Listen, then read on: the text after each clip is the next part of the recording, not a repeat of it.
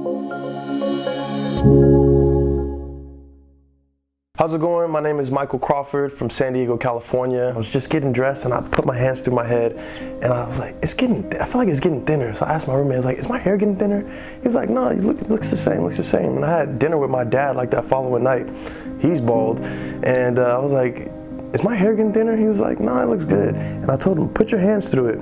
He put his hands through it. He was like, it's leaving you.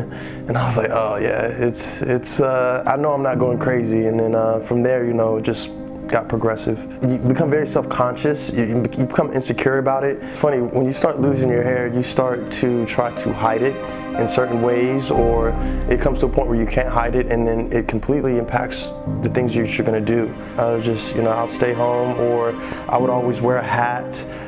Even if it's a setting where you don't have to wear a hat. It got to a point where it was either I was going to shave it bald or I was going to have to get a procedure done. Looked through everything online, tried the minoxidil and the finasteride and the oils, and I feel like I've tried everything under the sun, and I came to a point where I was like, I'm gonna have to get something done outside of these remedies. I would say my fear was being judged in a certain way for getting, procedure done, but that all left after, it was done and my hair looks good now. I actually went to maybe 6 or 7 different free consultations before I came here. First, they tried to pitch me products, and then they tried to pitch me the procedure on top of the products, and then they tried to pitch me the most it seemed like a sales pitch, like I was going to go buy a car. I just felt like when I came here, it wasn't it wasn't like trying to sell me anything at all. It was more so, okay, this is what you have, this is what we would suggest, what's your budget?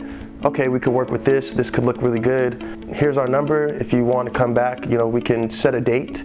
And it just made me feel real comfortable. I didn't feel rushed. I didn't feel like I was put on the spot to buy all the products before getting the procedure.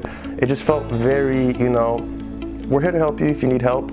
If not, it's okay. I remember, doing some paperwork and then sitting with the doctor, and he was like, this is the most important part. We have to focus on the hairline, So we spent about 30 minutes, just marking the hairline, making it where I wanted it to be. After that, it was, I went to sleep.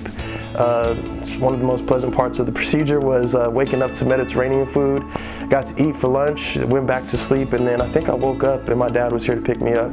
So nothing really on my end, no pain at all. It's impacted my life greatly. For one, I go to the barbershop now again. I get to be able to just be more free with my hair, like do this little design in it, things that I couldn't do in the past. And I would just say my overall confidence is up. You walk into a room and you feel like you're the man, like you are actually the man. It's more internally that I would describe it. It's nothing that I could really pinpoint, but confidence is definitely the biggest one. And I think something underrated that I didn't think going into this would be being able to help so many other people about spreading my message with this type of procedure. I was actually met my girlfriend's parents for the first time. At the end of the night, I had one of her cousins come and ask me ask more questions about how it worked and stuff like that. So you just never know who's really dealing with it. And just people coming out the woodworks and asking me about it was pretty cool in my experience after. Yeah.